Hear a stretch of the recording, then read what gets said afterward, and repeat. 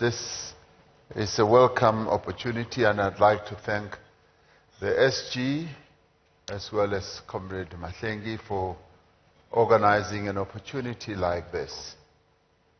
This is being billed as a pre-setter, if you like, for tomorrow's rally that we are going to have in Soweto, where we will be presenting a review of the implementation of our 2019 Manifesto. So we want to thank you for being part of this occasion. Now, since the first democratic elections in 1994, the ANC has sought to develop its manifesto through thoroughgoing consultations across society, and has never seen that process as being a mere ANC process. It has engaged all of society, and it has done so through various forums. From the first People's Forums, where South Africans from across the country and across the social spectrum were able to articulate their concerns as well as their wishes, the ANC has always sought to involve our people in putting forward views. In doing so, the ANC has drawn on the tradition of consultation and engagement that it has learned over the years throughout history, and especially in 1955, when the Congress of the People got together in Kliptown here in Gauteng to draft the iconic document, which is the Freedom Charter. That process took a number of months to arrive at. So we have learned from that. We also remember the extensive consultation that we went through as South Africans as we drafted our constitution. So this engagement today is part of that tradition. However, it is slightly different because it is new. We are traversing new ground ourselves to have a pre-review type of process where we consult and engage with a number of people such as yourselves from all walks of life to reflect on the implementation. And as our moderator has said, and including the SG, to have an honest discussion, an open discussion about what we have done and what we have not been able to do. And through this, we are hoping that we will be able to contribute a number of ideas that will also help in shaping and forming the 2024 election manifesto. We also know that not everyone who's here is a member of the ANC, and we welcome that. We welcome views that do not only emanate from the African National Congress members or even supporters. We also welcome the views of those who are very critical of us, and at times bitterly critical. We welcome those views as well. But nevertheless, we do value those views, as I say. Just over 4 years have passed since the ANC received a mandate from the people of our country to undertake fundamental transformation of our country in a number of ways. Next year, the people of our country will once again have an opportunity to go to the polls to go and choose the party that they believe, or indeed individuals, now that we have that, should lead their country. So this for us is therefore an appropriate moment for all of us, including the Alliance, to have this review. Now, in undertaking this review process, the ANC wants to understand why we made progress and why in certain instances we were not successful in making progress. And we need to reflect on whether the actions contained in our 2019 manifesto were appropriate to the objective that we wanted to achieve. If they are, then what else must we do to hasten the process of implementation? In 2019, we adopted a manifesto which was underpinned by the slogan, "Let's grow South Africa together." And through that, we were trying and seeking to get South Africans to work together so that we can grow the country together. And it was based on 7 priorities. The first being transforming the economy so that the economy can serve all in our country. The second was advancing social transformation. And the third was stepping up the fight against corruption. And the fourth was building safer communities. And the fifth, building and renewing a capable and developmental state. And the sixth was advancing nation building and social cohesion. And the seventh, building a better Africa and a better world. Now, this manifesto review is a learning exercise for us. It is one of the ways in which we are improving effectiveness in the ANC or of the ANC as an agent of fundamental social change. At the center of the 2019 manifesto was a commitment to work to transform our economy. This was reaffirmed at our 2022 National Conference. Specifically, we undertook to focus on interventions that would promote a developmental growth path to create more jobs and to have more decent jobs. As we undertake this manifesto review, we want to give some attention to the issues of employment. Not only do we need to track the employment figures over the last 4 years, but we also need to understand our own labor market, the focus that shapes it, and focus rather on the forces that shaped it, the way it has changed, where the impediments to faster job creation lie, and where opportunities may well be found, particularly as we look at new sectors of our economy. So in this discussion, we need to acknowledge the massive damage that was caused to our economy and our society by some of the devastating processes that we've been through, COVID-19 being one of them, and the 2021 unrest being another, climate change process that manifested itself through floods being another, and how we responded as a government to try to address the challenges that our people were facing. Now, just as the pandemic and other interventions weakened our economy, it also put severe pressure on public finances, and that made it difficult for us to address everything we needed to.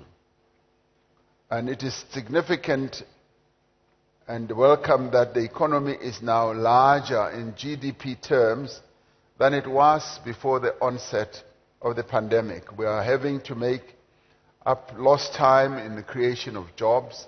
As many of you would know, we lost up to 2 million jobs just in a period of 1.5 years. So whilst COVID was damaging, we need to ask ourselves a number of other questions, whether we were able to make progress across those areas or not. If you look at our manifesto of 2019, we set out almost 221 commitments, which we delineated around the economy, social transformation, as I said, safer communities, corruption, the fight against corruption, capable state, and a united and diverse South Africa and a better Africa. We have been able to make progress in a number of these, and some have been achieved and some are still in progress. For instance, out of the issue of transformation of our economy, we set out 102 commitments, and we've been through them all and identified each one of them, and have been able to see and track what progress we have made. We have been able to complete 10 of those, and 86 are in progress. Some nearing full completion, and some on the way, meaning that we've had a situation where work has been done and is being done, notwithstanding the diversions that we experienced along the way, COVID, the unrest, the floods, and many other bad situations that we had to face. On social transformation, we set out 51 commitments, and 12 clear of those were achieved, and 36 are in progress. So you could say it's mixed, but progress is being made, and only one represents no progress whatsoever. And so it goes with building a capable state, and so it goes with fighting corruption, and so it goes with seeking to have a united and diverse South Africa. We have therefore made progress, and we've also looked at our performance against a 30-year backdrop. What we inherited in 1994 and where we are today. And many will admit that South Africa today is a vastly different country from what we inherited in 1994. And during the course of the conversation, I'm sure we can go through a number of areas where progress has been made or where it has not been made. But what should be clear, and people often say that do not blame the past, what should be clear is that in 1994, that shadow of apartheid has continued to cast its shade or its shadow on everything that we have sought to do. The damage that apartheid wrought on our people's lives is huge. And what this democratic government has sought to do in this whole period is to undo the damage that apartheid did. And if you look at the various elements, and we can dissect them all, we can see what has been done. For instance, to give a good example, 1994, only 36% of our people had access to electricity. Today, it is 90%, or closer to 93%. I was talking to the premiers yesterday, and some of them were saying there are still areas in our provinces where electricity has not fully penetrated. And that's precisely the task that we have. So there's been great achievement. There is still a lot of work to do, which makes us remember what Nelson Mandela wrote in his book. I have climbed many hills, and I've reached the summit of a big hill. But as I look at the vista, there are still many more hills that I have to climb. And this is exactly where we are.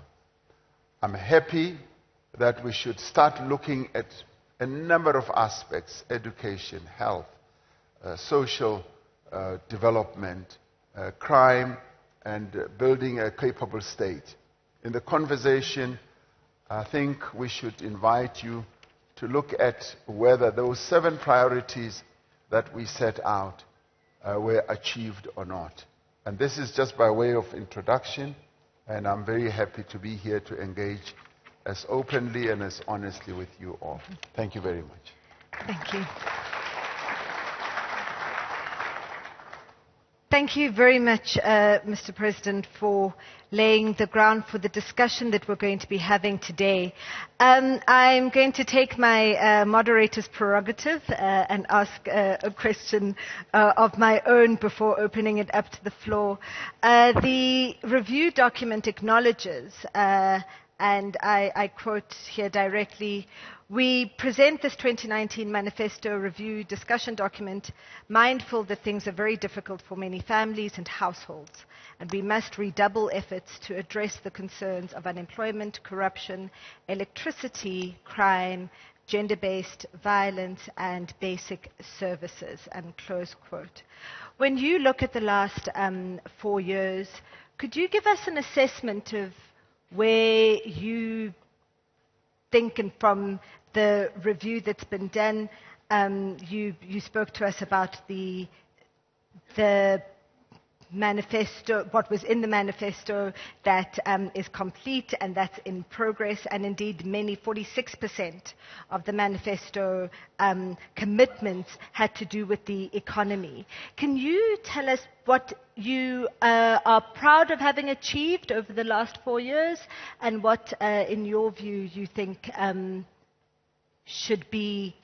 requires greater focus in the next 5 years?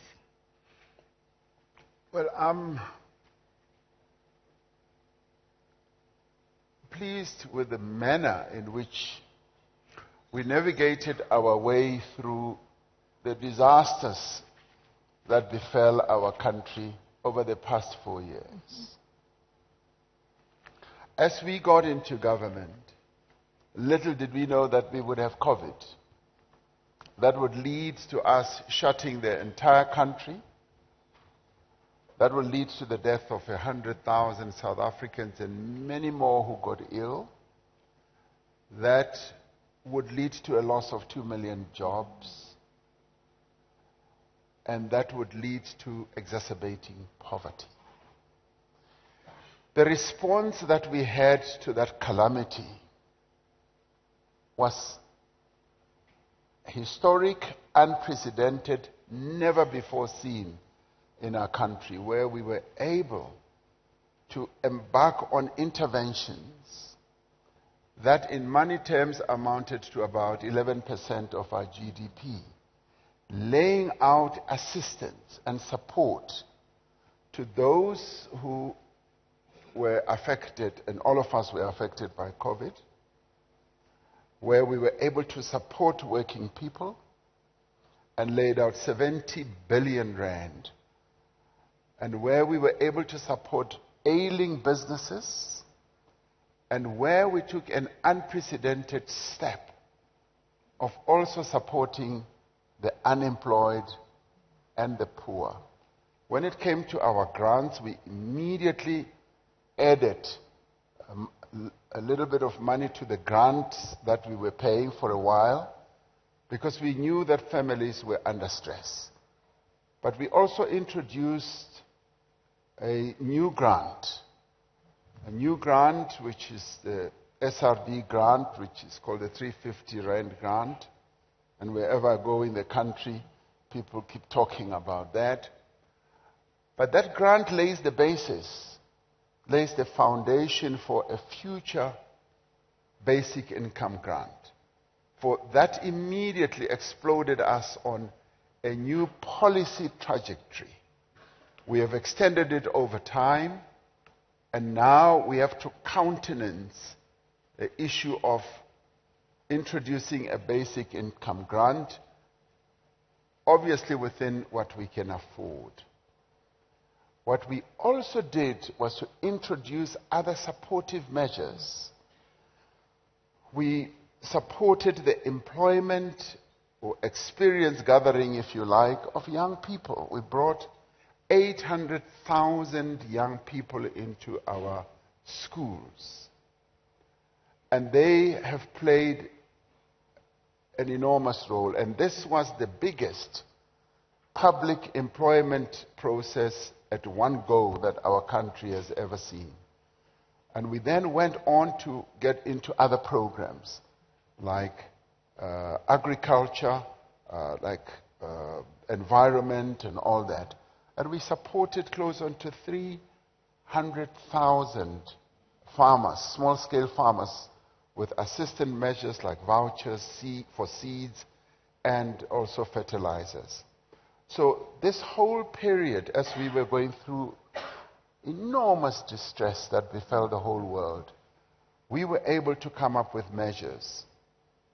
And this amount I'm talking about, almost 11% of GDP, does not include what we had to lay out to get PPEs, though there were many challenges where people who, with corrupt intent, did funny, really sad things.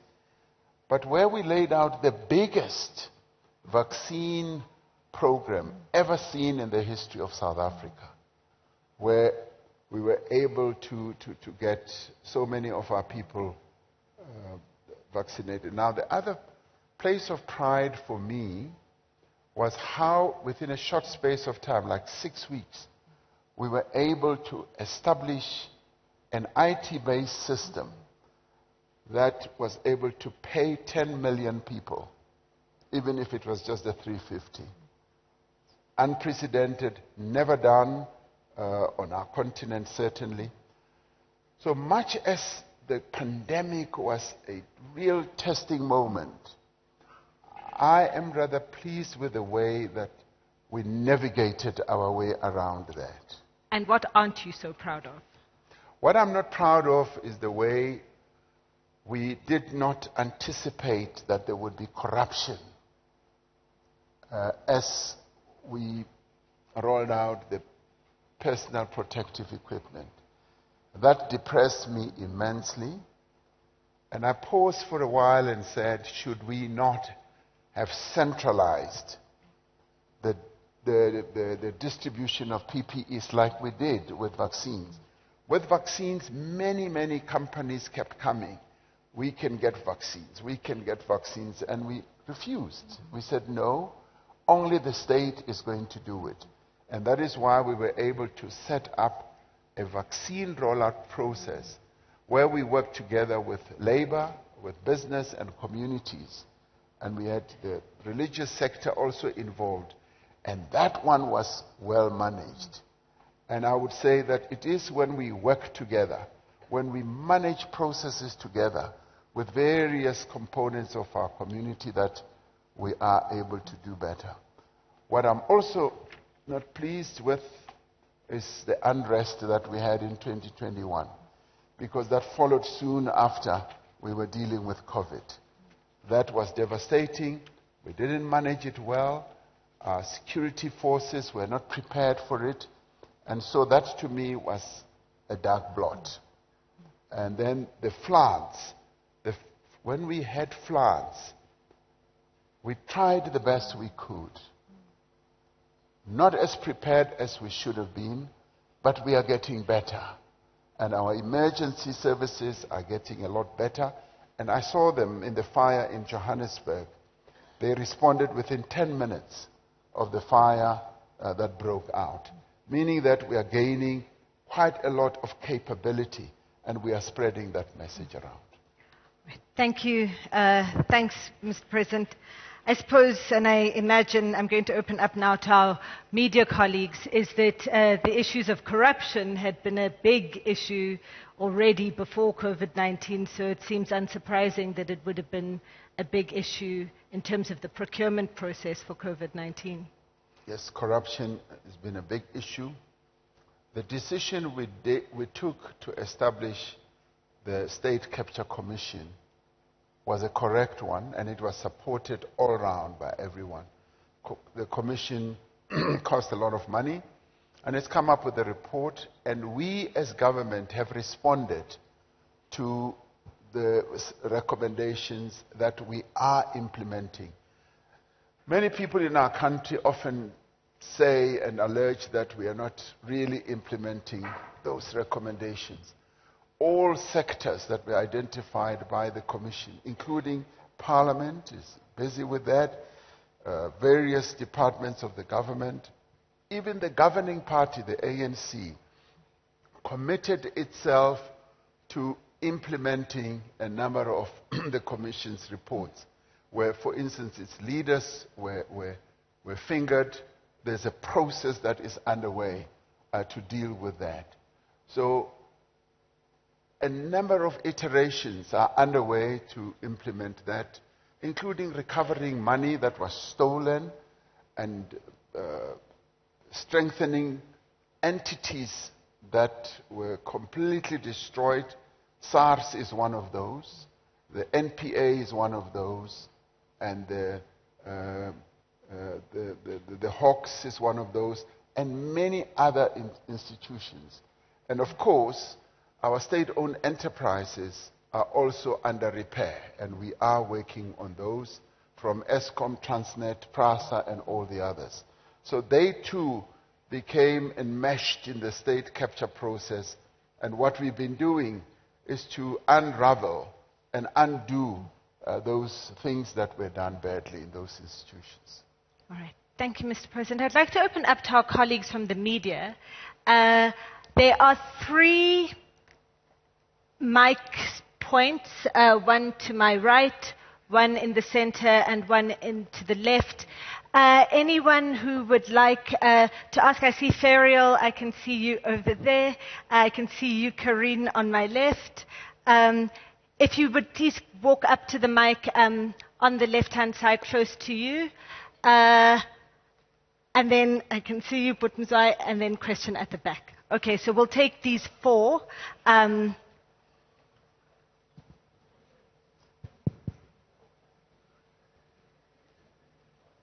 please introduce yourself and the media house you're from.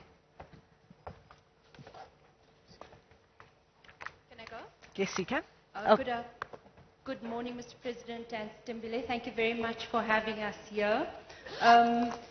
It seems clear from many polls that the ANC might not achieve a simple majority come 2024. I was wondering, sir, who you felt your natural coalition partner might be, and how do we achieve, you're smiling, and how do we achieve a center of politics in South Africa, not a centrist, but a center that holds our country together? Thank you very much. Thanks very much, Ferial, and the succinctness of that question. Karine, shall we take the 2 and then we will allow you an opportunity, Mr. President. Karine? Is this mic? Okay. Yes. Hi, thank you, Stimbile. It's Karine Duplessis from Reuters. Mr. President, I have a question to you with regards to, it's quite a recent question about the events of the week. What are the ANC's policies with regards to housing and the management of immigration going forward in order to, because those were 2 issues that came up this week, to avoid tragedies like we've seen this week. And also, I think Ferry also asked about the coalitions. How does the President think we can manage coalitions better so that we can actually have cities that work? Thank you. All right. Thank you very much, Karine. So there's 2 questions there. The one set around what may happen after the elections next year, so not directly to the manifesto from 2019, but certainly an evolution of the country's politics that we've seen since then, and so the issue around coalitions. But then I think this very important set of questions around the challenges of housing and immigration that we have. There were a number of commitments in the manifesto around housing and expanding housing stock. Can you please speak to those? Well, thank you very much. The ANC is going to achieve an outright majority, so be relaxed. We are not working to be in coalition, but if we have to choose a coalition partner, we will choose the ANC to be our coalition partner. We are confident that we are going to emerge victorious. People of our country, the majority of the people who have always voted for the ANC and who've supported the ANC, still see the ANC as the only vehicle that, having commenced and started the transformation process in our country, can continue with it and consolidate it and make it better. Many of our people don't see any other vehicle that can do so. The ANC is a party that has wall-to-wall coverage of the country and existence through our 4,500 or so branches, is in every area of our country, ward, street, pathway, in the villages and in the cities. So we are confident that we will win an outright majority. And we are going to be aided and abetted in all this by our alliance partners, the workers of our country under the banner of COSATU will support us and will also be in the campaign process, and also the South African Communist Party, SANCO, and a number of other organizations are going to be on the ground, in the field, and reporting to our people as we are doing tomorrow. And by the way, tomorrow's review process is going to be rolled out throughout the country. And this is a unique process by any party in our country, which is going to culminate in us drafting our manifesto. How can we better manage coalitions? The Deputy President Paul Mashatile held a forum in Cape Town where he invited a number of parties to discuss the issue of manifestos. And one of the key issues that emerged there is that we need to have a threshold. A threshold, and that was discussed, and the declaration that was eventually published also will be adding to the understanding that we should have as South Africans on how to manage coalitions.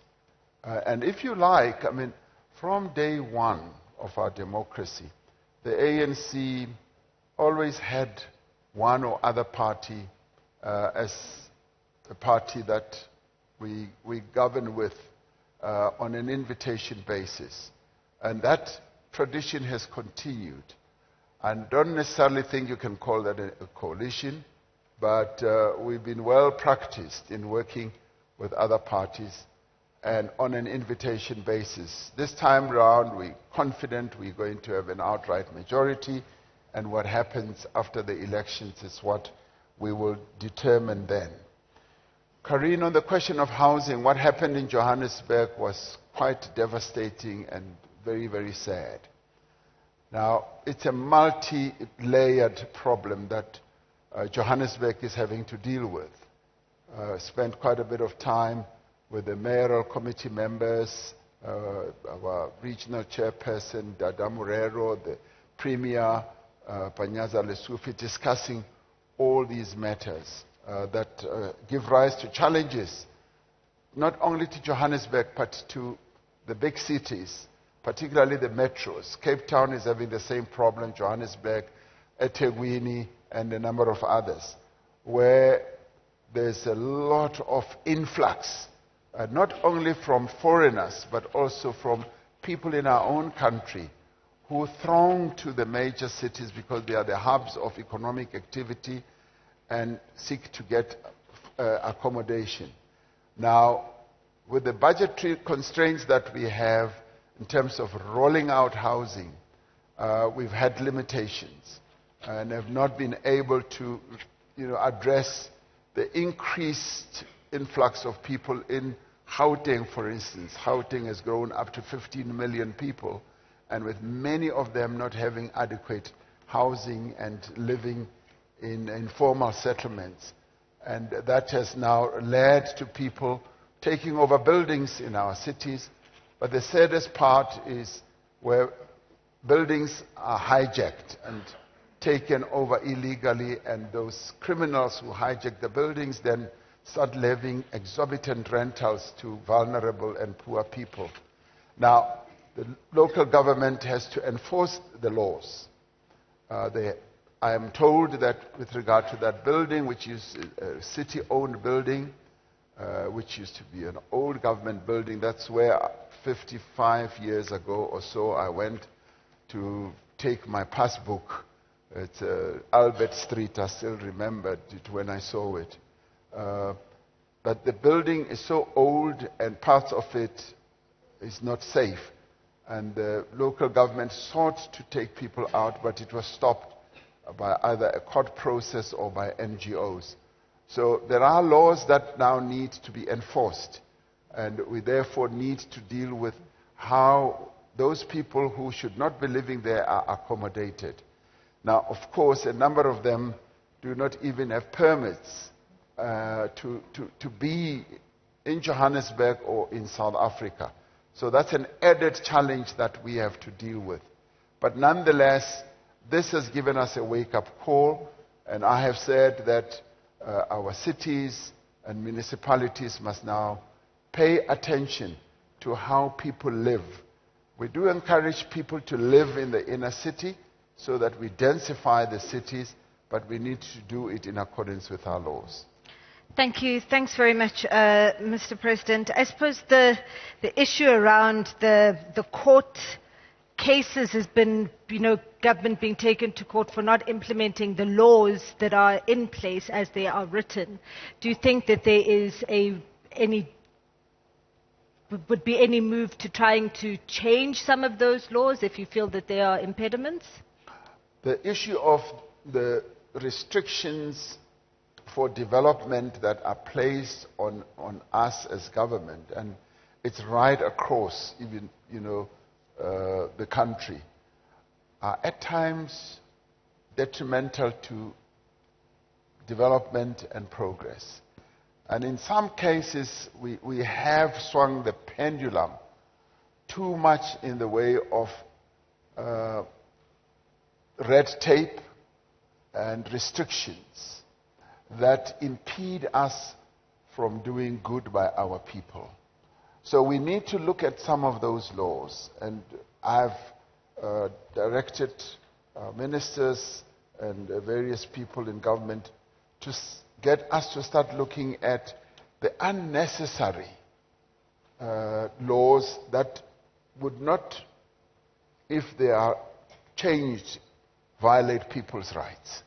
So people's rights, as set out in the Constitution, need to remain sacrosanct, but those protocols, those rules, those regulations, and those laws that we ourselves have put in place that make it impossible for us to move quickly and in time need to be reviewed, because by and large they impede us. I'll give you one good example, and we've been dealing with this, for instance, in relation to Eskom. We've set up PFMA rules that require that a corporate entity like Eskom should get Treasury permission each time it orders a boiler, each time it orders some part. And that then restricts it or impedes it from doing what it should do as a business over a long period. So those are some of the things that we should not violate any law, but that should smoothen the way in which we do things. All right, thank you. Butumzwa?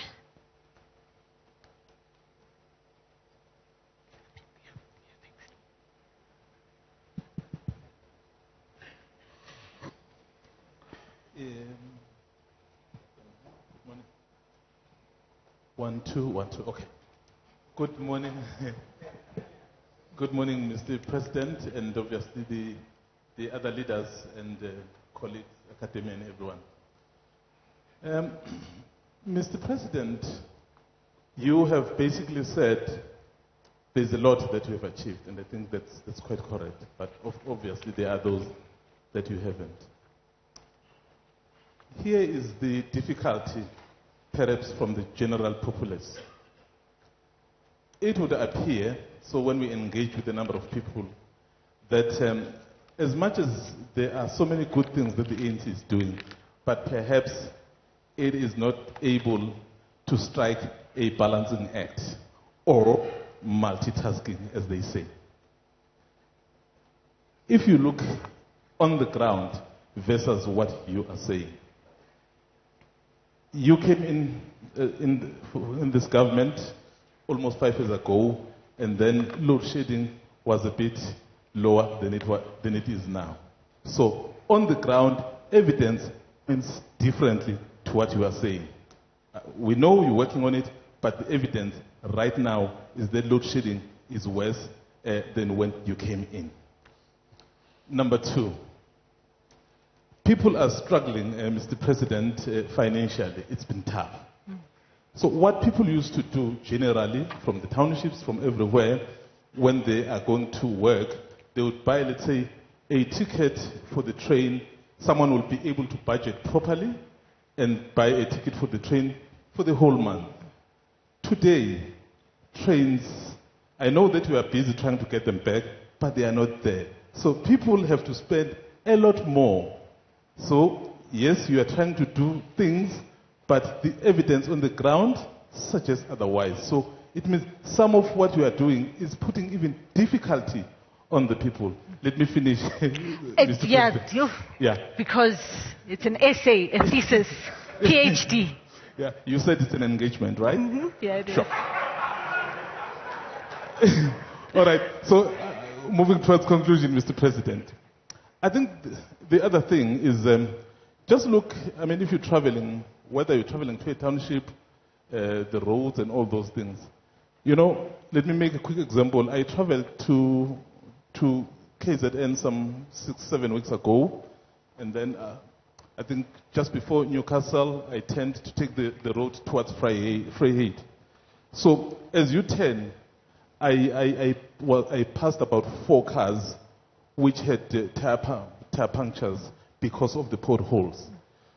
Yes, the trains, or rather the goods, have been moved from the rail and they are on the road, and the road is suffering. Yes, you are trying to do something, but evidence on the ground is putting even more difficulty to the people that we are trying to serve. What is it that you are going to do to really do things that people will see that they are making the difference in their lives versus what is happening now? Yes, I mean, what you are speaking about, we accept that. But the fact of the matter is, Mr. President, your people are suffering. Thanks. Thank you very much. We'll take one more, and introduce yourself and Media House, and then we will. Yeah. The Maserebo President. My name is Moloko Mloto from ENCA. I have 3 quick questions. I heard you saying that one of the things that you were disappointed with was that you did not anticipate there would be corruption with regard to the procurement of PPEs. South Africans would recall you were on TV vowing, making a commitment in January 2021 that there would not be corruption. I'm not very much interested in the contradiction that you are making now. I'm more interested in the fact that even after you had made a commitment that there would not be corruption, yet there was corruption. Do you not think, therefore, that people who committed corruption knew that they can get away with this impunity because the system would not catch them? That on its own, if you were just to speak to the ineffectiveness of the system. When you were elected as president of the ANC for the first time, it was on the ticket of renewal.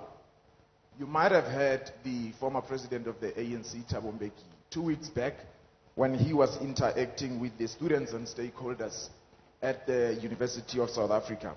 And he said that the ANC has completely failed to renew itself. Your view there from someone who was in the position you are holding. Lastly, in the wake of this inferno that unfortunately killed 76 people in Johannesburg, you might have heard that the NGOs have really been severely criticized for, going to court to ensure that the Bill of Rights, which is the cornerstone of our democracy, is implemented. We know it protects everyone who is within South Africa, including foreign nationals.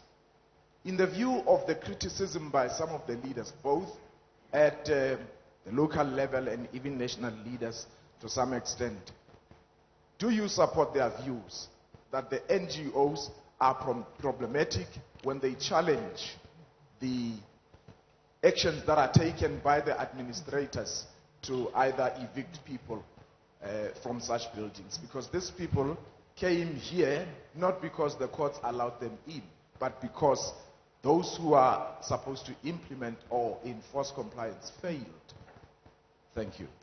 Thank you very much for those. I've acknowledged that I can see the gentleman in the middle who'd like to ask a question. I'm going to allow a moment for the President to respond to that. And I think two very important issues from there, that people are poorer than they were in 2019. So despite it's 18.6 million people are on social grants as of 2023, but overall people feel as though their lives are, and people's lives are harder. And then this issue of impunity for corruption. Thank you. Well, thank you very much, Zwai. Yes, you do in your background to your question say that, yes, we can see that things are being done. To me, that is acknowledgement that even you can see that things are being done and work is underway to turn the situation around. And one of the things, of course, that we need to acknowledge is that we got into this situation because many things had gone wrong. And I did say our state-owned enterprises were so negatively affected to a point where even the trains could no longer move. You've often heard when the SG was Minister of Transport, he now wears a different hat and sometimes he speaks out.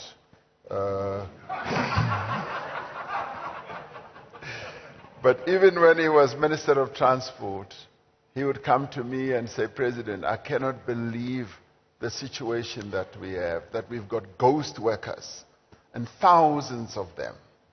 And that was aided and abetted by the state capture. And it took time to arrive at this type of information. And he then got involved in trying to get the trains to move again. Passenger rail trains, goods trains, and all that. So what we went through was we went right down to the bottom. And having gotten there, there's only one way up. Out, it's up. And that's exactly where we are. The situation was truly bad and horrible. And what we've been seeking to do over the past 4 years, 5 if you like, is to do the rebuilding process. We are rebuilding. And all hands are now on deck to rebuild the state, to rebuild the capability of various institutions. You talk about load shedding. Load shedding was long in the making. And it started literally in 1998 when Eskom said we need to build new power stations. And at the time, wrong decisions were taken. That no, don't build. And that has been admitted. And it was like, a choo-choo train that was going to crash. And it had to get to a point where it is today. Trying to shore it up was not going to be an easy task. We now have a better understanding, a deeper understanding even, of what the real challenge is. And we've been communicating that to our people. Our people, even as we go through load shedding, they have a better understanding. And even those in our townships, see, we have an added different problem in our townships. Even in the township where I grew up, they are affected doubly by load shedding as well as by the short-circuiting of the electricity with the transformers breaking down. a matter that the Premier and the city are attending to. So all those processes people now understand, and they see the steps and the efforts that we are taking to address that. And those are being addressed in earnest. Load shedding, we did say, would be reduced from 6, and by next year, as the Minister of Electricity, who I appointed against, the wishes of many people, has been doing a great job. And working together with the Minister of Energy and the Minister of Public Enterprises, the three of them have been working well together to make sure that we address this, and from different points of view. Now, load shedding is going to be reduced and gotten rid of. With the initiatives that we are taking to restructure ESCOM, to deal with the debt, to deal with the issues of transmission, all that is being addressed, and all that has been long in the making. What we are doing is to repair, to rebuild. Precisely the point that you are acknowledging, that you see that it's happening. Minister of Transport was telling me the other day that, President, you won't imagine the joy that I saw on people's faces as we opened a line corridor, passenger rail. People came forward to her and said, we used to spend 1,900 on transport. Now this person came and said, I now spend 300 rand. And of course it should never have gotten to a stage where they spend 1,900. But they are now spending 300 rand because the train is now moving. And we are opening more and more corridors. We've gotten rid of the ghost workers who were in PRASA. And we are repairing all that. Yes, people are struggling. We know that. And these are the impacts of low and poor economic growth, which has engulfed the whole world. And we are also in the midst of it. Our economy is not growing at levels that we want it to grow. But in our case, it's exacerbated by some of, if you could say man-made, self-made rather, impediments, such as our logistics. Our goods trains have not been moving. Our ports have been reduced to a shadow of their former selves. But we are addressing it. And how are we addressing it? You would know that because we've communicated that. We are addressing it in cooperation with all sectors, with the unions, with the business communities, particularly on the logistics. We are working with the agriculture sector, the timber sector, the auto sector, the fresh food sector, the citrus food sector, and all of them. We're all hands on deck repairing that whole logistics sector so that the trains can move again, so that the trucks can get off our roads. We are repairing our roads. I traveled by road to a town in one of our countries, and it was just filled with potholes all over. And that was like 3 months ago. And I traveled to that town again 6 weeks ago. The potholes, well, they were repairing the potholes. And I saw all these people in orange uniforms, overalls rather, repairing the potholes. And 6 weeks ago I traveled, the potholes were gone, bar one. So it basically told me that work is now underway. Even the potholes are being repaired in cooperation, yes, with the private sector. When it comes to poverty, yes, poverty is rife in our country. Some months ago, I said we had reduced poverty from 17% to 7%. People doubted that, and Africa Fact Check was asked to check whether that is true or not. And they found that it is true. Poverty, like the multidisciplinary poverty or multidimensional poverty, has been reduced to 7%. That does not mean that there is no acute poverty in our country when measured against the 3 other measures. But the fact of the matter it has, and I was talking to one person who works in an NGO, and they said, President, the initiatives, the pro-poor initiatives that the government has taken have lessened the incidence of poverty. Had we not taken some of those initiatives, poverty would have been much worse. So even that, the government has been taking steps to reduce the effect of poverty. Of course, we are not doing enough. And we are also held back by our own fiscus weakness. Fiscus is weak because we are not getting enough revenue from all the key drivers of getting revenue. Then can we move to the... No, but I want to deal with this one, of the ANC failing to renew itself. Now, you know, we decided at our 2 conferences that the ANC is going to renew itself. Renewal is not a one-day event.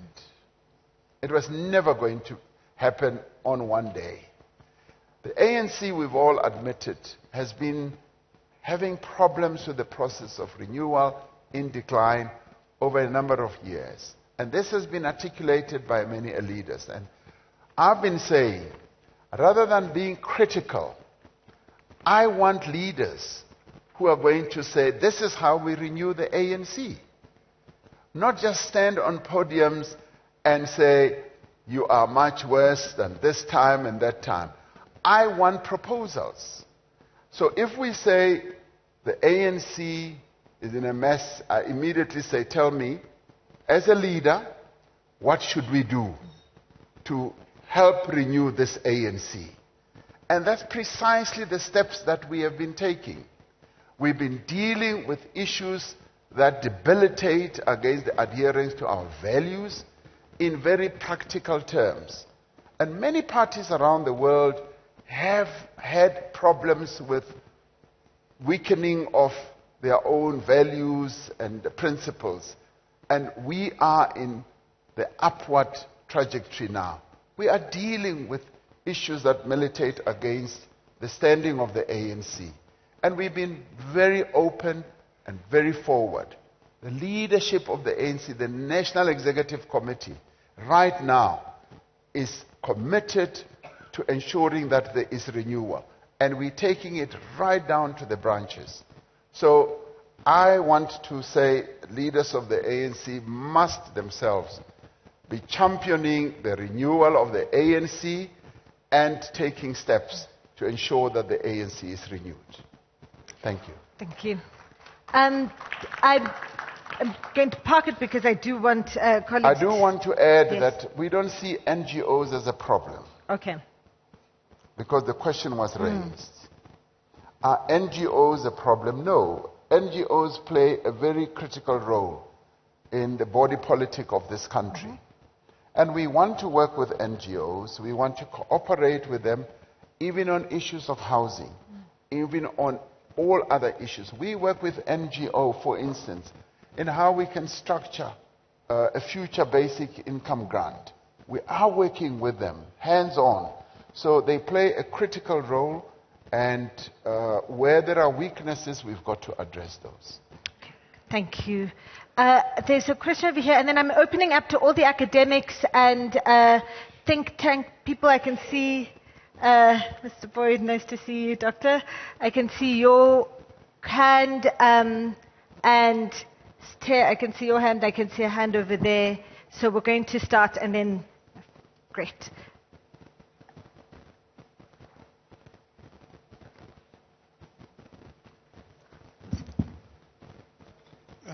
Good afternoon, Mr. President. Good afternoon to everyone in the House.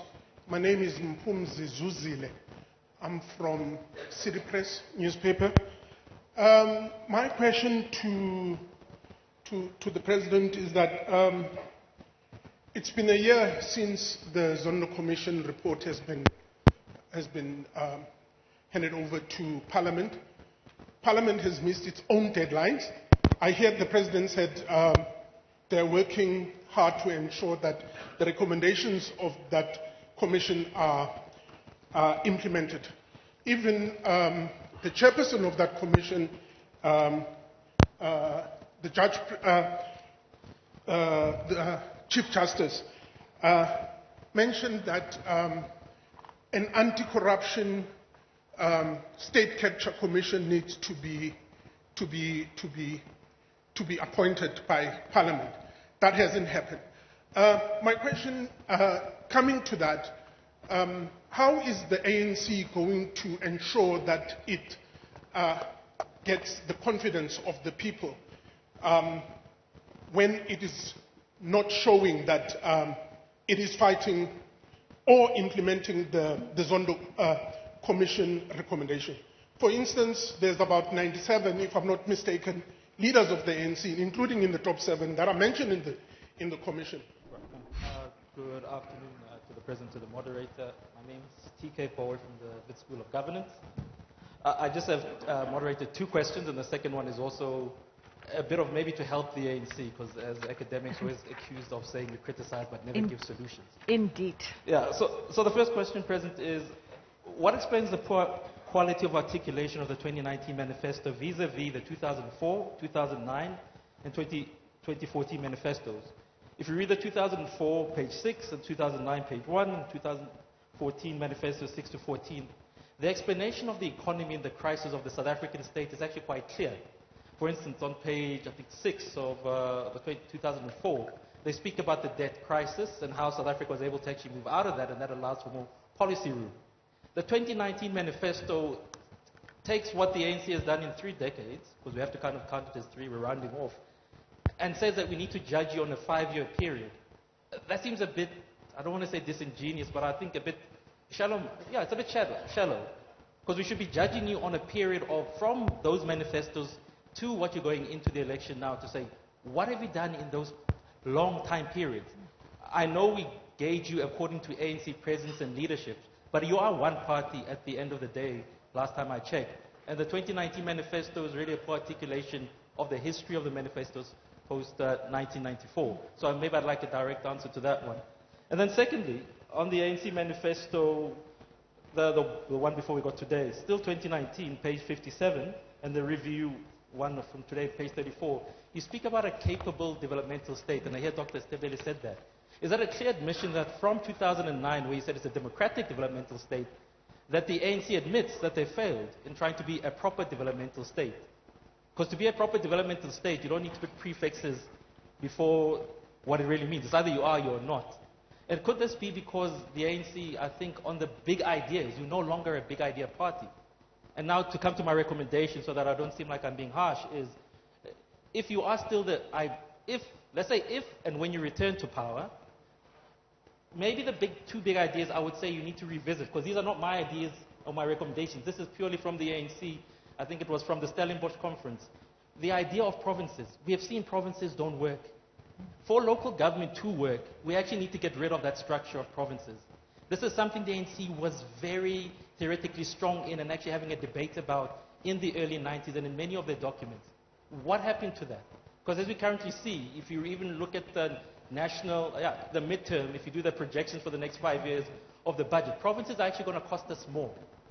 And a lot of that money, as you correctly put in your district development model, should be going towards how do we grow our economy from Joburg and Durban to Cape Town? Because the rest of South Africa is excluded if you don't live in those areas. And secondly, the issue of super ministries. Again, not my idea. This goes back to the ANC in the 90s and your policy documents, that we have too many ministries. You said so yourself. And the research we're doing at the Wits School of Governance under myself, funding pending from the government, we're actually looking to say, look, in truth, the South African government only needs about 18 ministries. How many? 18. Oh. 18. 18, not 80. Because if it was 80, I'll also apply to be a minister. But it's 18. Actually, it's actually 16 to 17. And constitutionally, if you look at other countries, it's actually lower. But the question, my suggestion and humble recommendation would be, go back to the idea of having super ministries. This is an ANC idea, not mine. Because when we do our research looking at that, when you deal with the economy and you actually put them in one box, this super ministry, you actually are able to actually address the macro and the micro issues. So those are just criticisms and recommendations, because at the Wits School of Government, we're all about moving South Africa forward. Very much. And please share those papers.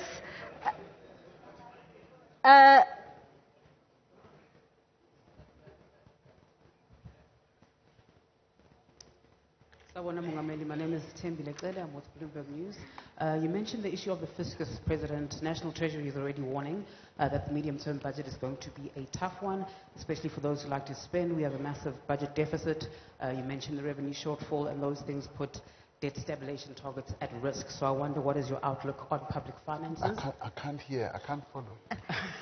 Speak slowly. Like slow down. Yes, please. On the fiscus, President, you mentioned that earlier in your comments. National Treasury is worried, and they have warned government departments that they need to rein in their spending. The medium-term budget is going to be a tough one. We have a massive budget deficit, the revenue shortfall that you spoke of, and those two things are obviously putting debt stabilization targets at risk. So I'm just wondering, what is your outlook on public finances? Are you at all concerned? And then secondly, Treasury is also being clear that government cannot spend its way out of the problems that it has. Already the spending that we have in a constrained environment is not expanding the tax base, it's not bringing about growth. So what is the plan for growth, Mr. President? We good? All right. Yes. Thank you. So that was an issue about your view on the fiscus, that there's been a warning from the Treasury that that we should all be expecting quite a lot of cuts in the MTBPS, and that we're going to be working in a very constrained fiscal environment. What is your outlook on the national finances? And I suppose then a question there also around different government departments being told to cut their spending. And in a situation where many of the commitments in this manifesto and government policies require a great deal of investment, how do we balance those two? I'm going to take this last comment and then we'll go back to the President. Good afternoon, Mr. President and everyone this side of the table. Maybe... Sorry, can't hear you, sir. Can you... Okay. Good afternoon, Mr. President, and everyone this side of the room. My name is Mawande. I work at the Sunday World. Perhaps before I get to my questions, President, let me make a heartfelt congratulations to you for hosting a very successful BRICS summit recently. We know you navigated very tough waters going into that BRICS summit, but you did very, very well by eventually hosting it successfully. Now, moving to the questions. You speak of social transformation, President. You say you made 51 commitments, you achieved 12. There's progress in 36, and there's one where there was no progress at all. What do you mean by progress in any event, Mr. President? Because to me, this does seem like a very dismal performance. And I say this on the backdrop of all the social issues that our country faces. If on 51 commitments you can only achieve in 5 years only 12, for me, that is an extremely dismal failure, unless, of course, we're using the gauge of Fumana Iindaba at 30%. And then on the issue of 30 years of democracy, Mr. President, you also go on to blame apartheid for some of the challenges that our country is still facing. Mr. President, in your opinion, is it still fair to blame apartheid? I know I'm not naive enough not to understand that apartheid as well as colonialism was a very systematic process that will take probably more than a century to resolve. But is it not opportunistic to always seem to blame apartheid, especially closer to the elections? I mean, as you say today, just yesterday, the Minister of Social Development, Merlin Zulu, also did the same. I found that to be quite opportunistic, especially if you look at countries like the United Arab Emirates. Look at Dubai. Just in 1991, it was an absolute desert. By 2016, it was a fully fledged city with skyscrapers and stuff like that. What has the ANC built in 30 years? Thank you very much. Thank you. President, that question there around what do we mean by progress in terms of the achievement of the manifesto commitments? Okay, so should I start with... Yes, please. The first one? You've taken a lot of questions. I think it was Mpunzi. I didn't take all your names because I was busy focusing on the questions. Who reflected on the slow movement in the implementation of the State Capture Commission recommendations. And it's been a year, absolutely right, and without sounding negative towards the Commission. The Commission, in doing its work, also needed quite a bit more time, and we kept extending the time that it needed to finish its work, because they found that they were dealing with intricate matters that needed further fine-tuning. And when it comes, say, for instance, to Parliament and other institutions, work is underway. It's not like people are sitting back and not doing anything. We have committed that, having spent more than R1 billion and having spent considerable time in going through the various evidence submissions, that we will implement the recommendations of this Commission. And some of them, we did say, will take time. And you highlight that there are like 97 ANC leaders who were either named or whatever. And the ANC, as I said, is dealing with this matter itself. And in the case of some of those leaders, some of them have challenged what has been said in the Commission, and those processes are underway, and we have said that that too must be allowed time to happen. And I know that people want to see scalps on the table. They want to see decapitation and all that as a result of what has been said, and that will lead to satisfaction. They want to see people in jail and all that. And I've often said that these are processes that have to be followed. And I would not really fully subscribe to the notion that, Parliament is avoiding implementing or other institutions are avoiding. The State Capture Commission recommendations were a real plethora, or touched a plethora of areas, and we are going through that. And from a government point of view, we are committed to implementing the State Capture recommendations. You cite the failure to set up a particular institution. And all that too is a matter that is being relied on or implemented. You say that the Auditor General has opined that many local government institutions rely on consultants. That is true. And we have said that when it comes to the capacity of the state, in many, many ways, there is lack of capacity. And the lack of capacity is even more manifested at the local government level, where, for instance, you don't have well-qualified CFOs. You don't have well-qualified engineers. You don't have well-qualified town planners. Apartheid robbed us of having a plethora of town planners in the education system. So that is partly the shadow of apartheid that I talk about, that had we been a normal country, we would have had our country littered with young people who are town planners, who live in the various towns. We don't have them. So those are the effects of apartheid. That is what apartheid robbed the country and robbed the future, because they had town planners. They made it a point to train town planners and denied black people the opportunity to be trained as town planners or engineers. And come the moment when there's democracy, that shadow of failure, a deliberate failure by the apartheid state, is cast on the present and the future. But Mr. President, there are many young graduates who are town planners, who are engineers, who've come out of the system. I speak here, I suppose I'm speaking in defense of my sector of higher education. The higher education system has trained many people since 1994.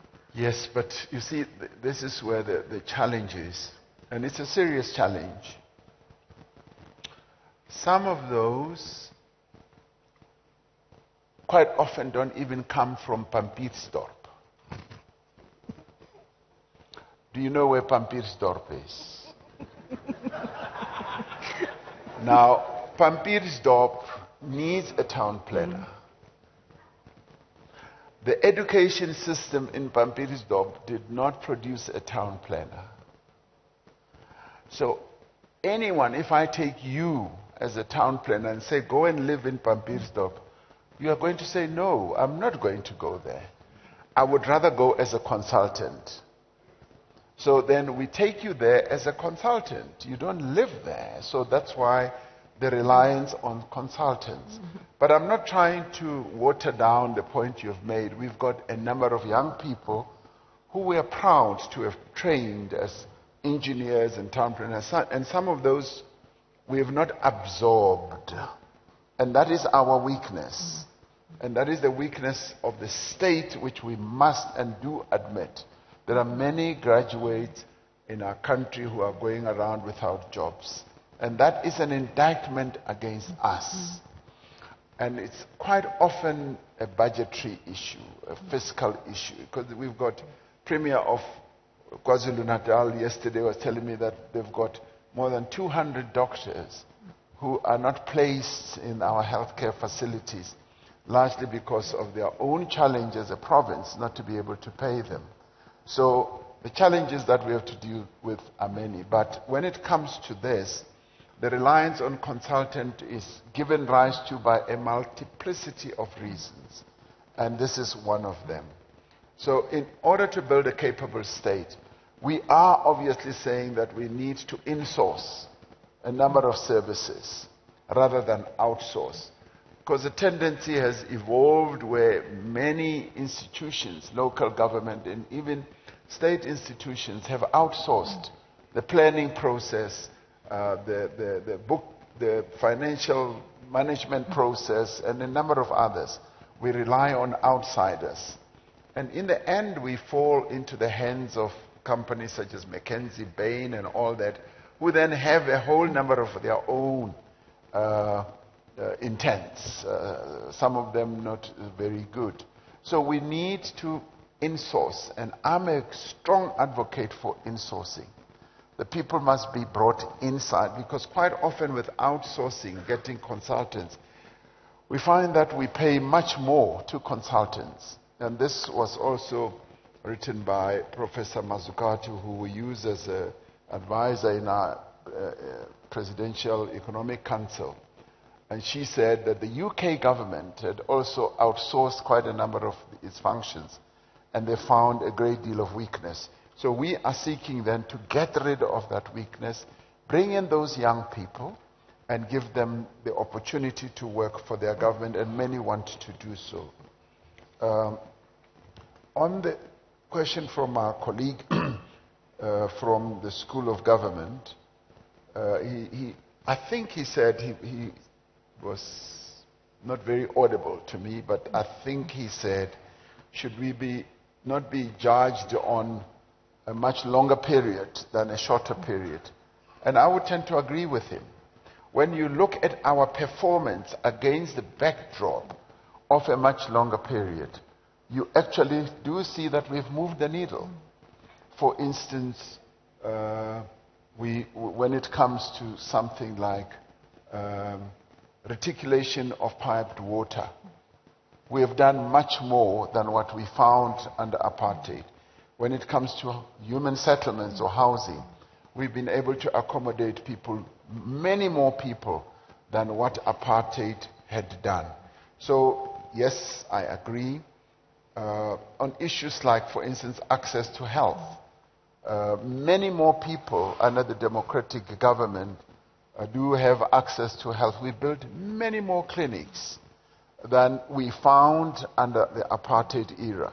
So if you look at it across that line, you'll find that we have achieved a lot more than we did. Now, he says, have we failed as a developmental state? I would argue that we have not failed as a developmental state. There have been weaknesses. There have been moments when we've dropped our determination to be a developmental state, where we focus more on either doing things very quickly or looking at things that have a more of a financial outcome than a developmental outcome to advance the interests of our people. But if you look right across the board, you will find that when it does come to development, we have. I mean, today we have, is it developmental and I would pose the question, is it developmental to have given our young people almost universal access to education? We've got 12 million young people today who are in our school basic education system, with 9 million of them getting meals every day. Is that developmental? I argue it is developmental. And we're developing further. We're now moving to giving them 2 meals a day, because we have realized that there's a stunting problem, because they don't eat at home in the morning. And we're now saying, let's give them 2 meals a day. Is it developmental to focus on early childhood development? We've got 7 million young children running around the streets and pathways of our country who are not in early learning institutions. We've now put 1.5 million of them in formal ECD. Is that developmental? It is developmental. Now, I see you're in a hurry. Big ideas. We are no longer an organization of big ideas. And he cites the issue that was a big idea, that solved the issue of provinces. I will concede that we have not surged forward on big ideas, on tackling the big ideas that can change the trajectory of the country. For instance, provinces. It was mooted some time ago, and we let it go. One of the other things that was mooted, which we are moving on now, was to have your regional electricity distribution processes, REDs. It was mooted, we left it, we are now coming back to it. Too many ministries. Haha. Yes, I did say that we would reduce the ministries. We brought them down to about 26. We then got them up again to 30. And I still remain committed that we are going to reduce them. But my dear brother moots a very interesting question. He says, have super ministries. And that may well be a good answer to that. Now, coming to Treasury. Treasury has said that we are facing fiscal challenges, which is true. The revenue projections that we had have been lower than what we had anticipated. That immediately tells you that you are going to have headwinds. So therefore, in the end, what should we do? And the discussion is ongoing. It's not necessarily cutting spending. It's seeing how best you focus on your key delivery areas, your key investment areas, and look at how you recalibrate the other spending expenditure. So it's about prioritizing. Areas. Yeah, you prioritize. So that's precisely what we did. Now, she also said, somebody also said, is it fair to continue blaming apartheid? And I know that people never want to be blamed. It's not so much a question of blaming. It's reflecting on the damage that apartheid did. And when I say that the shadow of apartheid continues to cast, if you like, its shadow on our future trajectory, it is true. It's a reality. We cannot run away from it. Just like in America, they are saying the impact of slavery continues to cast a shadow on the lives of African Americans. You cannot undo that. It is a reality. And even authors like Piketty and many other authors do say that the past casts a shadow and you therefore need to work your way out, which is precisely what we are doing. Thank you. President. We'll open to our academic colleagues, and then, ma'am, please will you go stand at the... Thank you. Yes, Tengos. I don't mean to add to your woes, Mr. President. Prof, you're very famous, but please say who you are. From UJ. Your party sometimes puzzles me a great deal. I hear you, and you are quite eloquent, but I wonder at times whether your party functions as a fully functional party, from national down to the branches. You look at municipalities, for instance, Mr. President. Monies are returned. You speak, you sit in the office with your SG and everybody else, say all these nice things that you are saying now. And you have said them repeatedly in the past. But when you go to your town, right, buildings are left just there without anything being done. Urban decay is a major problem. So then one thinks, or rather wonders, do these ANC councillors know what they ought to do? What is the capacity of your office to tell them what to do? I mean, I even got to a point where I kind of think that, you know, there is just separate parts of the party that are not connecting, for instance. One does its own thing. So what is the capacity of the party to make sure that what you say so eloquently goes down to the ground, that monies are spent properly? So far, I see a dysfunctional ANC. I don't think you guys are in charge of what is happening on the ground. That's what I'm seeing. Thank you. Thank you. Thank you, Stembile. I'm Frank Lekaba from the School of Governance, Zethu School of Governance. Two concerns, President. This is on priority 7, Better Africa, Better World. There is a resurgence of coups in the continent. And it seems like the African Union is now becoming incapacitated to handle these coups. At some point, when we transformed in 2002, the Lome Declaration helped to reduce this scourge of coups in the continent. But it seems like they are resurging, and it seems like the AU is incapable to handle them. So, do you think we should have a rethink on that Lome Declaration of the African Union? That is one. Two, which is the last point, is the democratic elections in the continent. To say democratic elections leaves much to be desired, because when you look at the recent elections in the continent, they look like bogus or a shell. And of course, we must commend SADC Observer Mission for being firm in its report and bringing to the fore issues that will help the election management bodies in terms of how to manage democratic elections. But this is a concern as well in the continent, President. I know South Africa is not a hegemon, and one of our foreign policy tenets is multilateralism. Of course, now SADC and AU have to be very strong in that regard. But what do we do with these so undemocratic elections in the continent, President? Thank you very much. Thank you, and thank you for the relations dimension to this discussion. Prof.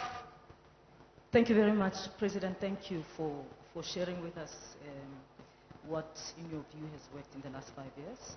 I want to, maybe let me preface what I'm going to say by saying we've got very capable people in this country.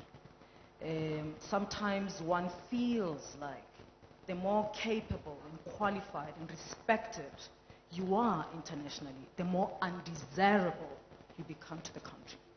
Now, what we've had a promise of 2 new universities in the last 5 years or 4. One focusing on science and technology in Ekurhuleni, and the other one focusing on crime and crime prevention in Hammanskraal.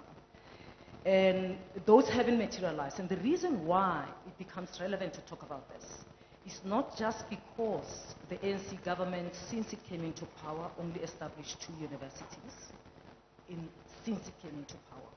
In a country where black people's access to university was not so encouraged. And of course, I don't want to talk about numbers because I know in terms of number of black students in universities, we've done hugely. But I mean, we are a majority, so we've got a lot of students. If you just count, and you can ask someone in your office just to check, out of the learners who pass matric and qualify to go to university, can all of this, just to qualify to go to university and to go to TVET, can the current, given all the enrollment plans and targets that all the universities have and TVET, would we be able to accommodate them?